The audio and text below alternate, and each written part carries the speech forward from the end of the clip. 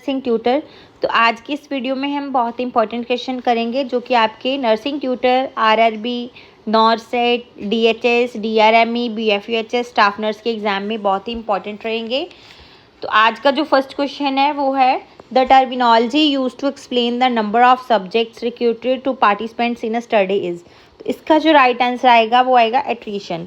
तो इसका क्वेश्चन क्या कह रहा है कि जो रिसर्च स्टडी में पार्टिसिपेंट करने वाले जो सब्जेक्ट्स की जो काउंटिंग है या सब्जेक्ट्स के कम होने को किस टर्म से एक्सप्लेन किया जाता है।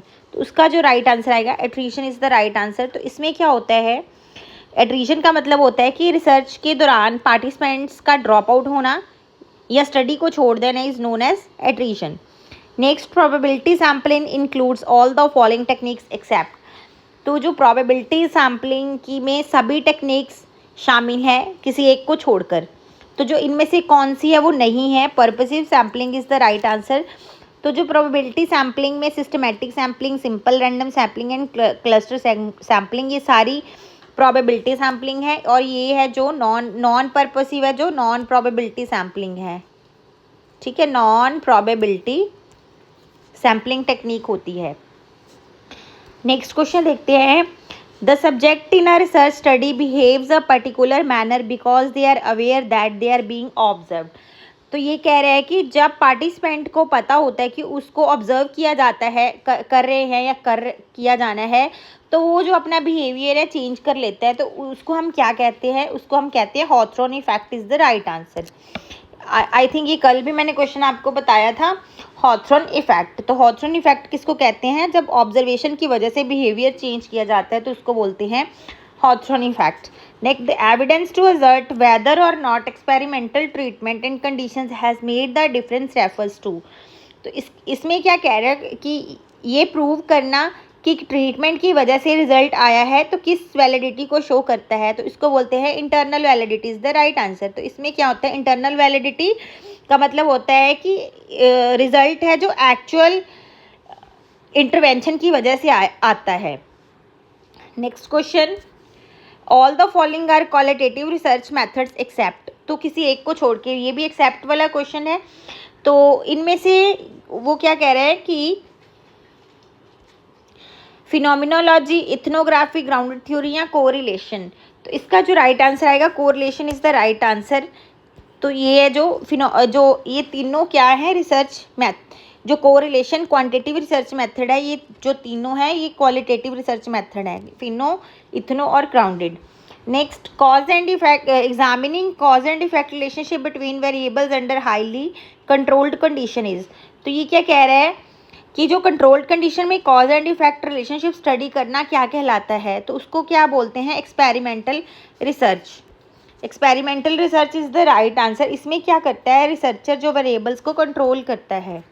Next, a blueprint for the conduction of study is. तो रिसर्च करने का कंप्लीट प्लान या ब्लूप्रिंट क्या होता है, रिसर्च डिज़ाइन होता है। इसका जो राइट आंसर आएगा research design is the right answer.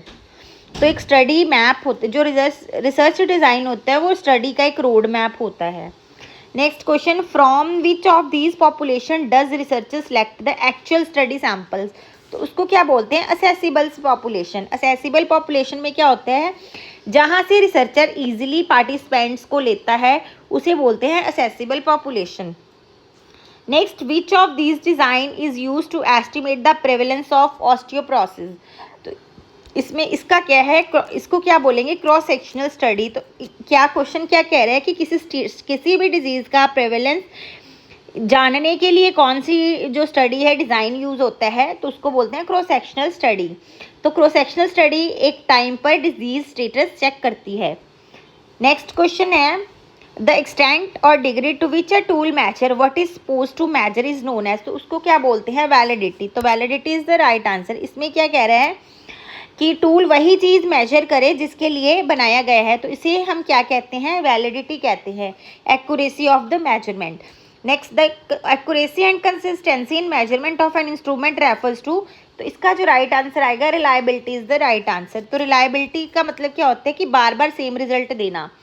ठीक है, तो इंस्ट्रूमेंट की जो एक्यूरेसी और कंसिस्टेंसी को क्या कहते हैं, रिलायबिलिटी कहते हैं। नेक्स्ट क्वेश्चन है, The degree of consistency with which an instrument measures the attribute it is supposed to measure is called. तो इसको भी सेम क्वेश्चन है, reliability. Reliability is the right answer. Next है लिटरेचर रिव्यू. तो literature review को क्या होता है, तो लिटरेचर रिव्यू में क्या होता है कि जो एनालिटिकल हम समरी देखते हैं, analytical summary of research design is the right answer. Next question देखिए, in qualitative research process the literature review should occur. तो ये क्या कह रहे हैं कि क्वांटिटेटिव रिसर्च में लिटरेचर रिव्यू कब होता है, तो अर्ली, जब सबसे पहले ही लिटरेचर रिव्यू हम करते हैं. तो early in the research process, sorry हाँ यही है, यही ठीक है. तो रिसर्च के शुरू में ही हम पहले लिटरेचर रिव्यू देखते हैं. विच of the following is not a method of data collection. तो डाटा कलेक्शन का कौन सा मेथड नहीं है, एक्सपेरिमेंट्स. एक्सपेरिमेंट है जो एक डिज़ाइन है. इंटरव्यू, क्वेश्चनियर एंड ऑब्जर्वेशन क्या होते हैं, मेथड्स होते हैं डाटा कलेक्शन के. इनके थ्रू ही हम डाटा कलेक्शन कर सकते हैं. नेक्स्ट क्वेश्चन है careful appraisal of the strengths and weakness of the study. तो इसको क्या बोलते हैं, रिसर्च क्रिटिक. तो इसमें क्या होता है कि हम रिसर्च की जो स्टडी की हम स्ट्रेंथ्स और वीकनेस को जानते हैं, उसको बोलते हैं. तो रिसर्च स्टडी की स्ट्रेंथ्स और वीकनेस का इवैल्यूएशन को हम रिसर्च क्रिटिक कहते हैं. The final step of research process of researcher is to, बहुत इंपॉर्टेंट क्वेश्चन है, स्टार लगा लो. तो इसको क्या कहते हैं, फाइनल स्टेप क्या होता है, कम्युनिकेट द फाइंडिंग्स. एंड सब जब सारी रिसर्च हमारी कंप्लीट हो जाती है तो हम उसकी फाइंडिंग्स को कम्युनिकेट करते हैं.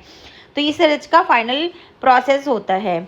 नेक्स्ट क्वेश्चन है two factor theory motivation hygiene theory of management was proposed by. तो इसको क्या बोलते हैं, Frederick Herzberg. This is Frederick Herzberg. तो मोटिवेशन हाइजीन थ्योरी किसने दी थी, फ्रेडरिक हेर्ज़बर्ग ने दी थी, Herzberg. Which of the following theory stresses the importance of change within the organization. तो इसको बोलती है चॉर्स थ्योरी. ऑर्गेनाइजेशन में चेंज को इम्पॉर्टेंस देने वाली जो थ्योरी है उसको क्या बोलते हैं, चॉर्स theory.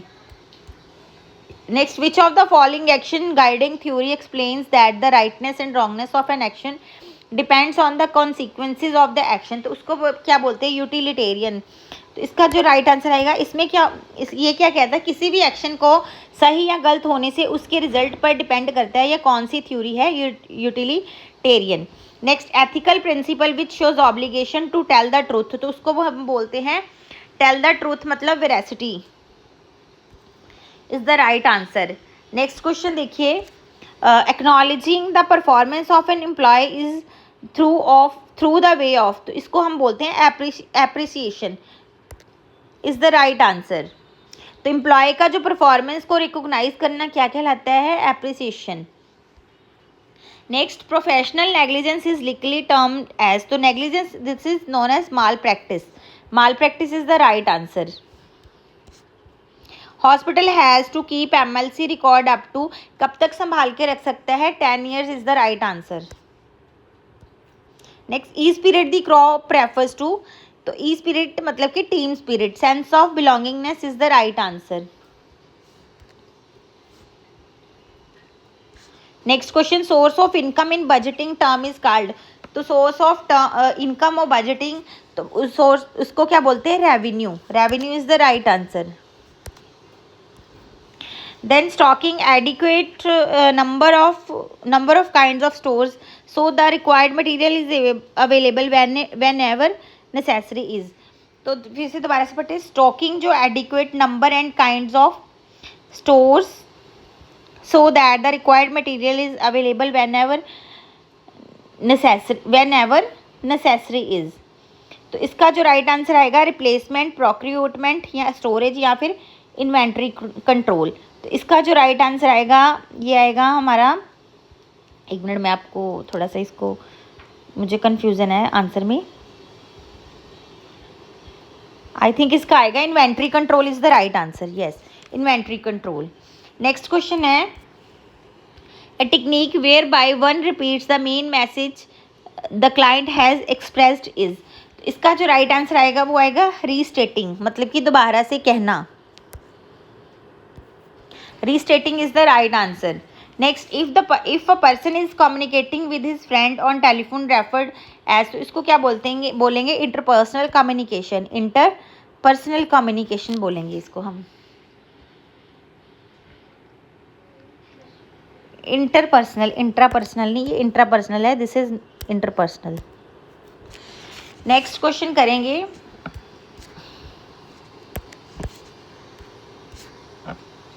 Special words or expression used by a profession or group that are difficult for others to understand is known as. तो इसको हम बोलते हैं जैरगन्स। जो प्रोफेशनल हमारी लैंग्वेज बोलते हैं, प्रोफेशनल वर्ड्स, उसको बोलते हैं जैरगन्स। ठीक है। Next, an automatic psychological process of receiving aural stimuli is known as. तो उसको क्या बोलते हैं? साउंड को ऑटोमेटिकली रिसीव करने की जो प्रोसेस, तो उसको क्या कहलाते हैं, क्या कहते हैं? हियरिंग। नेक्स्ट क्वेश्चन देखो। In the communication process to encode means. तो इसका क्या है, मतलब कि कम्युनिकेशन प्रोसेस में इनकोड करने का मतलब क्या होता है? तो आइडियाज़ को कोड, मतलब कि इसका राइट आंसर आएगा translate ideas into a code is the right answer. Next, which of the following is an example of non verbal communication. तो इसको क्या बोलते हैं? नॉन वर्बल कम्युनिकेशन में हम क्या करते हैं? Smile. Next, the one which who receives the message is known as. तो उसको हम क्या बोलेंगे?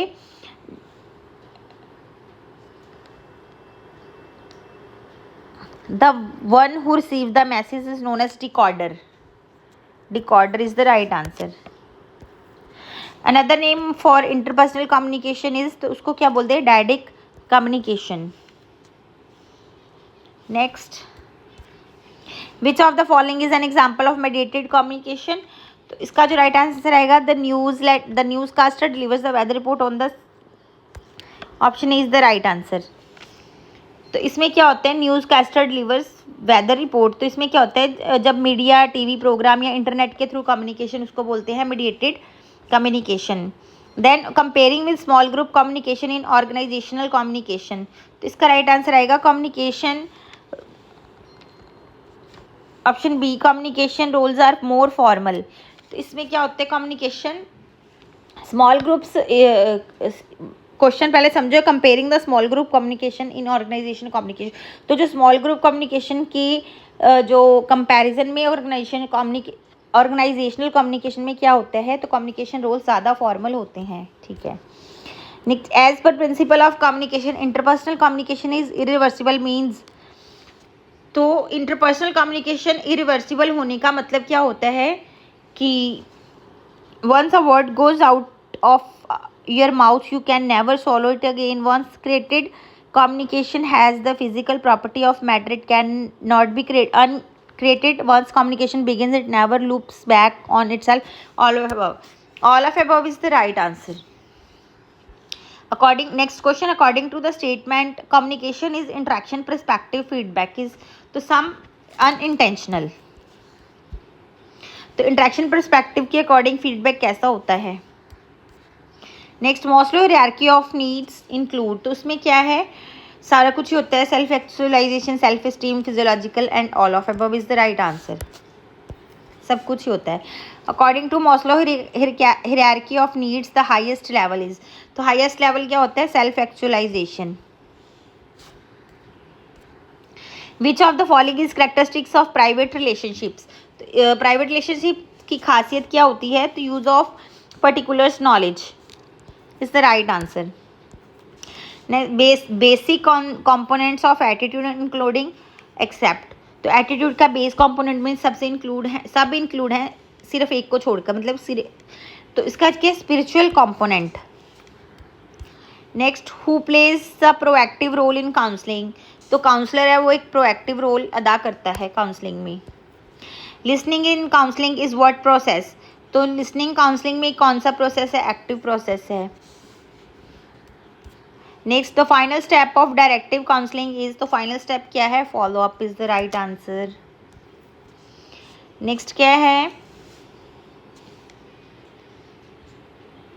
The test that is intended to measure the learned knowledge and skill is achievement test.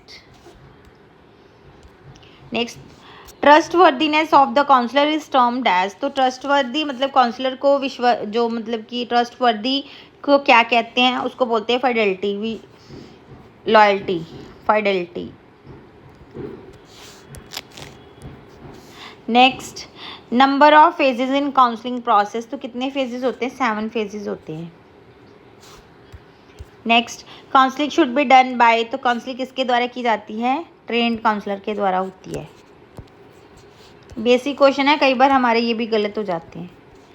Guidance provided by, तो गाइडेंस किसके द्वारा? And कोई भी एक्सपीरियंस्ड पर्सन गाइडेंस दे सकता है। आई होप कि आपको ये क्वेश्चन सारे पता चल गए होंगे। अगर आपको किसी भी क्वेश्चन में कोई क्वेरी डाउट है तो आप काइंडली मुझे कमेंट बॉक्स में मैसेज करके बता सकते हैं। तो आज के लिए इतना ही है। काइंडली मेरे चैनल को फॉलो, शेयर एंड सब्सक्राइब जरूर करें। बेल आइकन को जरूर दबाएं ताकि आपको समय पर वीडियोस मिलती रहें। Thank you very much.